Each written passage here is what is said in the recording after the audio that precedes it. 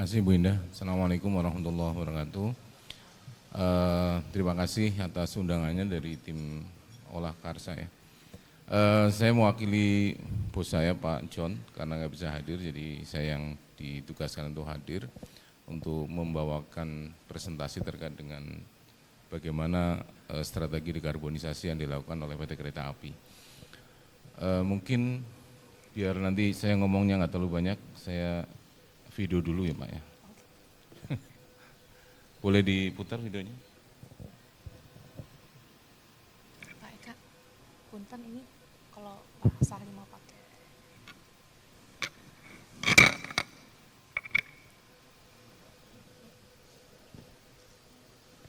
Suaranya belum ada.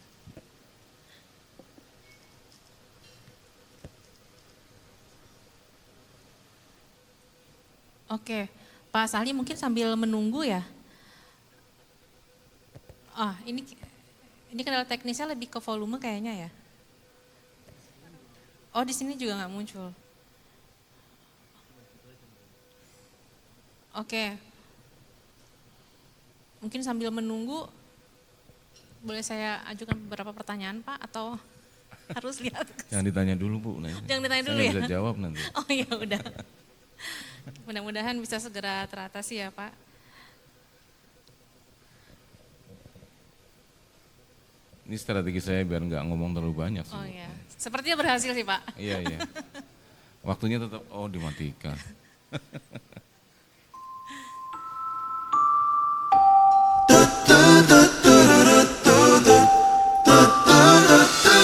Sustainable Transportation merupakan kombinasi transportasi yang ramah terhadap lingkungan dan juga memberikan dampak positif bagi masyarakat.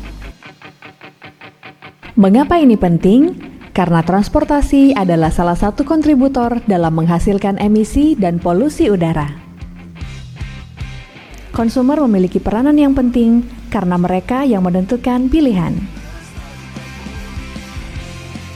Sangat penting untuk memberikan awareness dan edukasi agar gaya hidup masyarakat semakin beralih ke transportasi publik.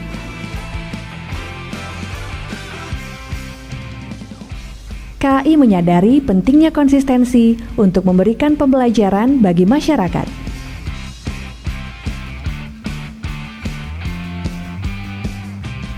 KAI memberikan informasi carbon footprint berupa perhitungan emisi CO2 ekuivalen yang dihasilkan dari perjalanan menggunakan kereta api.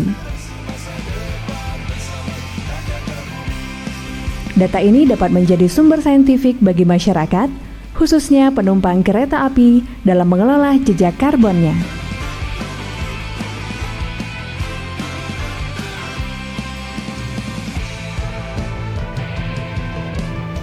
Hal ini sesuai dengan visi KAI, Driving Sustainable Transportation, Enhancing People's Life, serta mencapai tujuan bersama Sustainable Development Goals di Indonesia.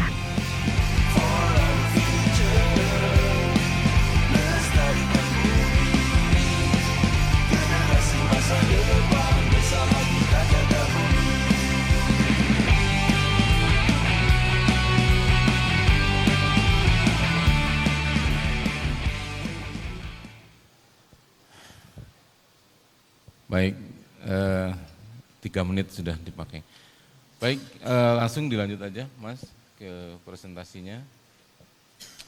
Ya, jadi pengembangan perkeretaapian kami selaraskan dengan megatrend dunia ya, bahwa ke depan itu orang akan jauh lebih banyak di perkotaan, urbanisasi akan meningkat, megapolitan akan semakin membesar, Jakarta juga membesar, Surabaya membesar, Bandung sekalipun juga membesar, pertumbuhan produksi dan ekspor impor juga akan meningkat, sampai dengan Trump membuat sesuatu yang membuat ini sedikit berkurang.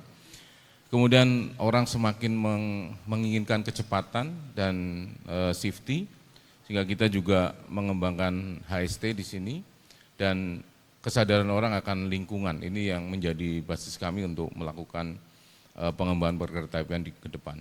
Next. Walaupun kami mencoba menjaga agar gimana transportasi bisa memberikan emisi yang rendah, tapi secara natural kita memang penyumbang emisi yang cukup besar ya. Mungkin shipping juga sama ya Pak Eka ya. Jadi walaupun shipping paling rendah, tapi kereta api nomor 2 lah di atasnya. Tidak seperti moda lain. Jadi paling rendah itu kapal, di atasnya baru kereta api. Nanti kami ada data yang bisa menunjukkan itu. Next.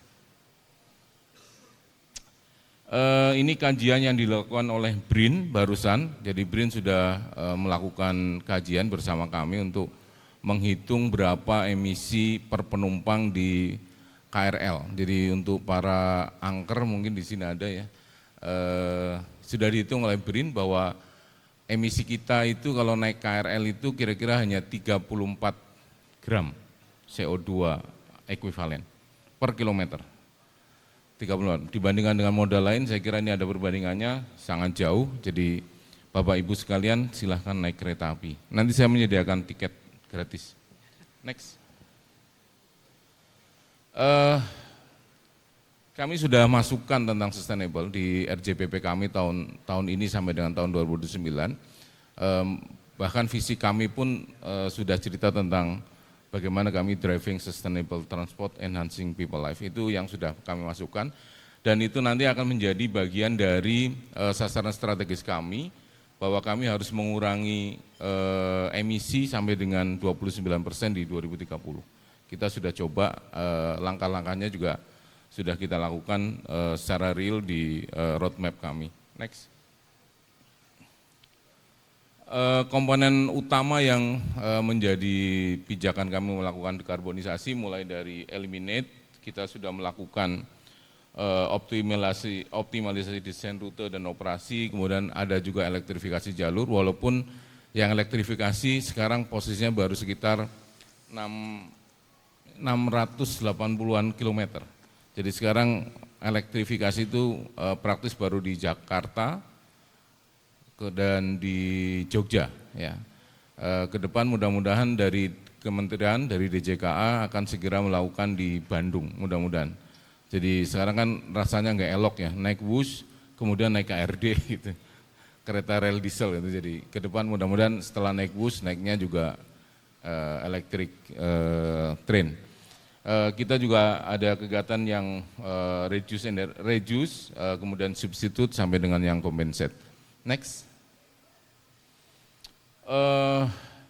Yang paling gede yang kami lakukan untuk mengurangi karbon ini adalah dengan B40, Pak. Mungkin di kapal juga sudah dilakukan. Kita juga diharapkan menjadi B80, walaupun di internal sebenarnya banyak juga dinamikanya, karena filter-filter itu yang biasanya penggantiannya setahun gitu, kita mungkin 3 bulan juga harus sudah ganti. Ini memang ada biaya tambahan, tapi demi untuk Bapak Ibu sekalian kami lakukan. Kita juga masang PLTS di banyak tempat, kemudian ada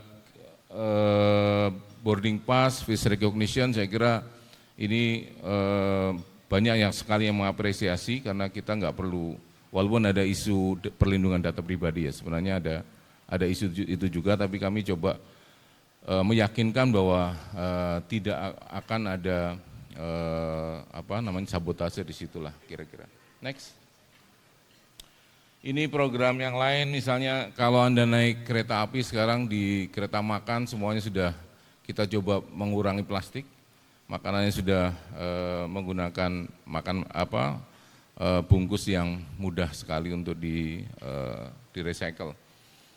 Kita juga sudah melakukan pengukuran carbon footprint untuk penumpang intercity, kemudian untuk KRL dan barang on progress serta yang WUS dengan BRIN juga sebentar lagi, karena BRIN itu pro bono Pak, jadi kami akhirnya sangat berantusias untuk kerjasama dengan mereka.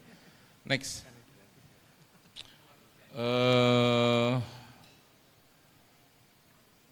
Saya kira ini sudah. Next lagi, satu lagi. Ya, penanaman pohon saya kira hal yang sudah sangat umum. Kita ada menyediakan water station di seluruh stasiun besar. Jadi Bapak Ibu dengan tumbler Bapak Ibu silahkan bawa di stasiun, pasti akan kami sediakan ini. Di angker juga shelter bike juga kita siapkan. Next.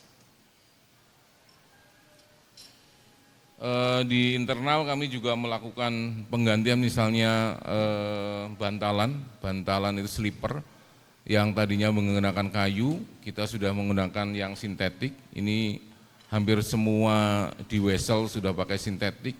Kita mencoba nanti ke depannya mudah-mudahan bisa semuanya sintetik karena lebih ramah lingkungan, lebih jangka panjang dan lebih murah ternyata sebenarnya. Ya ini tapi jangka panjang. Jadi artinya investasi di awal gede tapi jangkanya lebih panjang. Kita coba ini di semua jembatan itu sudah kita coba pakai bantalan yang sintetik. Saya kira penutupnya adalah be like a train. Next, ya. Go in the rain, go in the sun, go in the storm, go in the dark tunnels. Be like a train, concentrate on your road and go with no hesitation. Saya kira dari saya itu, terima kasih. Assalamualaikum warahmatullahi wabarakatuh.